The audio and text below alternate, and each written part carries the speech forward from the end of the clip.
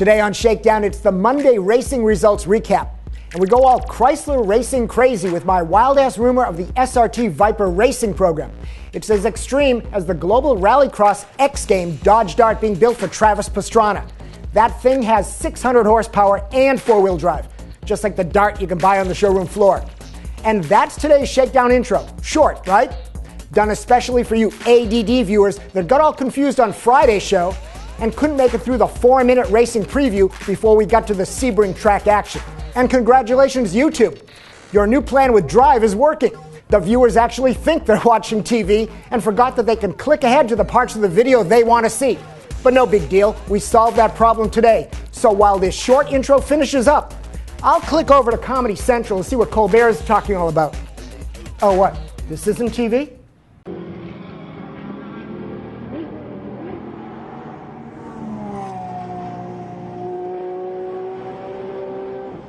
A lot of racing this weekend, but let's just cover the stuff that made a difference.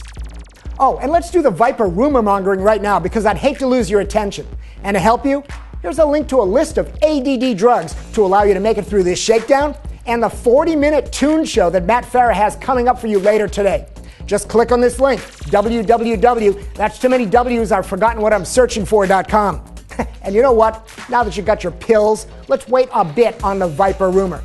Back to the racing info. Super GT in Japan had their first race of the 2012 season. I'll give you a link to the last lap action and you'll see that Toyota Lexus won with their SC430, not an LFA. WTF? It's okay, a Japanese tuner company has that handled with this body kit for the Toyota 86. Dozo, an LFA for cheap. Not really, I'm told the kit cost $375,000, just like the LFA. Oh, 375,000 yen? Okay, what's the exchange rate to the American dollar these days? Oh, it's still $375,000. Never mind. Next topic.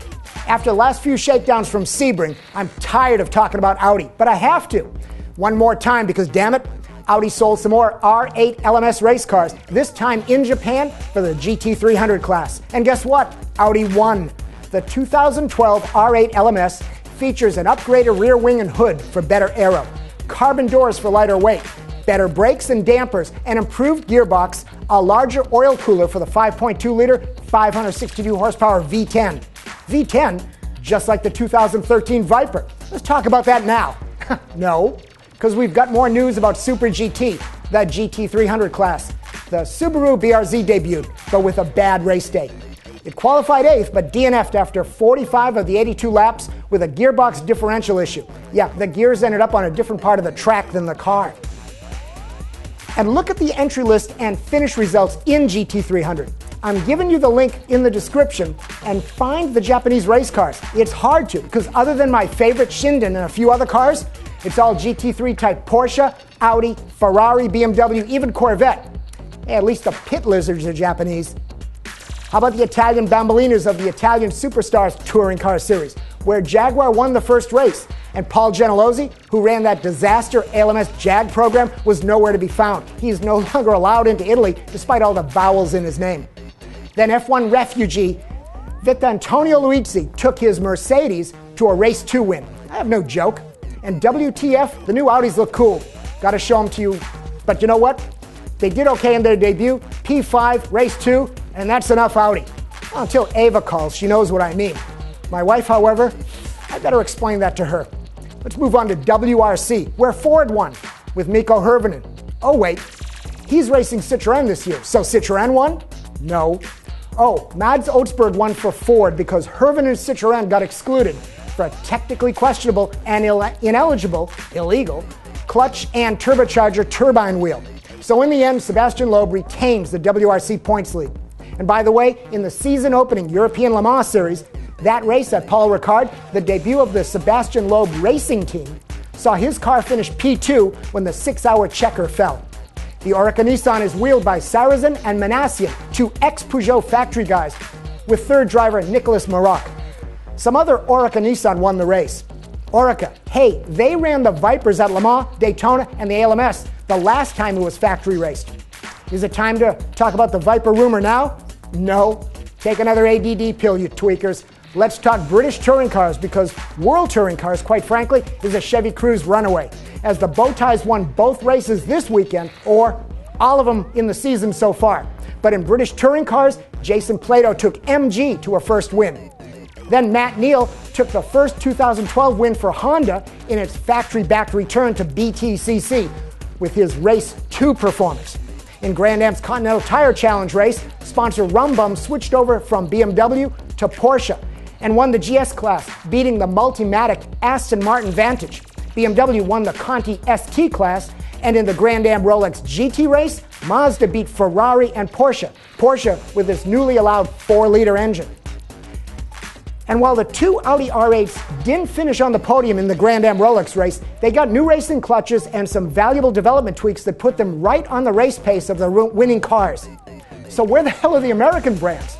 All right, the Corvette DP beat the BMW Riley of Ganassi, which finally gets me to the Viper racing rumor that I expect will get confirmed or clarified at the New York Auto Show this Wednesday or Thursday in time for our Friday Shakedown show. Now, I gotta be honest, this is just my logical guess, but here we go. First, we chatted with SRT head Ralph Gilles at the January Detroit show. And while he neither confirmed nor denied a racing plan for Viper, but you know what? At New York, I sense something is coming, and I may not even need to challenge Ralph with this picture of a body mold with space for the racing body latches molded in. Because back in June last year, Chrysler publicly admitted to looking at the international racing option for the Viper brand, where, among their Daytona 24 overall win and a few ALMS championships, Viper won Le Mans 3 times, 1998, 99, and 2000. Now, one Shakedown viewer reminded me, how can you race an 8.4-liter V10 if GT rules require only a 5.5 maximum engine size? Well, A, I'm confused because while I agree and know that Corvette dropped to a 5.5-liter engine because of its associated advantages to air restrictor and allowed car weight, B, the ACO rules seem to allow power plants all the way up to 8 liters, which would be wild watching an 8-liter V10 race the 4-liter BMW M3 V8. So let's assume there's a way and/or rules exemptions, as there always are granted, to make it possible to attract SRT into the GT fray. How will it happen? Well, Riley Technologies, who's built a ton of race cars and still do, from the Mazda GT chassis that just won again in Grand Am, to the Riley DP chassis that won the 2012 Daytona 24 for Ford, and that Ganassi races in Grand Am. Riley was rumored to have been attending ACO meetings on behalf of Dodge and Viper and SRT, and working on the SRT Viper race car itself. And when we're at Daytona, I spoke with the Ganassi guys and watched them work very closely with the Riley technicians. Plus, mix in the fact that Dodge needs a new NASCAR team for its 2013 Charger effort, now that Penske dumped them. And Ganassi probably doesn't like being behind the Chevy-favored NASCAR teams that are in line ahead of him, the likes of Hendrick and Stewart-Haas. And Chip is the true contender to emulate Roger Penske with multiple programs, etc., etc. And both these guys have not won Le Mans, and they want to. And they really do like beating each other. And why this pick? To remind everyone that back in the day, Ganassi took tens of millions of dollars out of Toyota to finally get them the CART IndyCar Championship and the Indy 500 win they craved, when they had been dissed by Penske and were desperate to buy into success. And Chip is really good at those situations with manufacturers and their racing.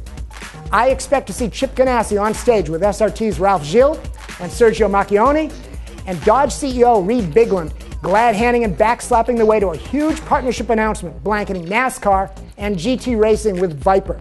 Oh, and more fuel to the fire, Riley Technologies, the company, does NASCAR engineering, so that fits everything that Ganassi would need. And some ALMS officials are heading to the New York show. Now, I'm heading to the New York show as well to get all the racing news that's there and not. Because if SRT is going global sports car racing, I want to ask someone at Ford, WTF, why not them? And they better not mention Octane Academy or Ken Block as their racing efforts.